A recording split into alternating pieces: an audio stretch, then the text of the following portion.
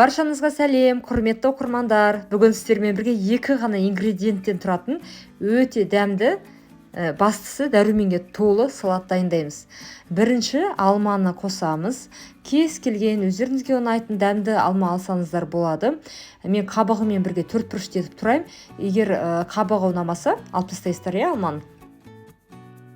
Осы YouTube арнама тіркелуді ұмытпаңыздар. Көптеген рецепттер бар, және тағы да шығаратын боламын. Мен алманы 4 бұрышты етіп тұраймыз. Мен осындай жасыл қатты алма алдым, өте дәмді. Бірақ өздеріңіз білесіздер. Барлығын біркелкі 4 бұрышты етіп тұрайсыздар.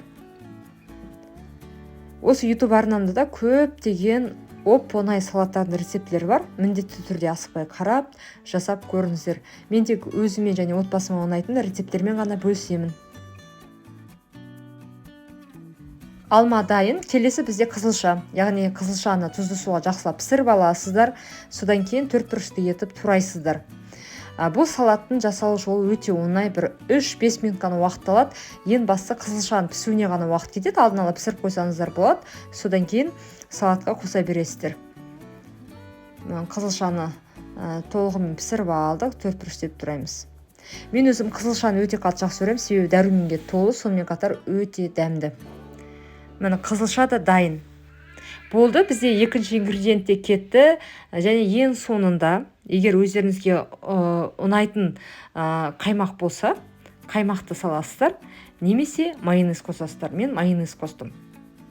Негізі қаймақпен де болады. Жақсылап араластырамыз. Болды, біздің салат дайын. Өте дәмді салат. Жасап көріңіздер. Сонымен қатар банан қосып жіберсеңіздер болады. Бананды қоссаңыздар, тіпті дәмді салат болып шығады. Баршаңызға ас болсын, дайындасаңыздар комментарийда бөлісуді ұмытпаңыздар.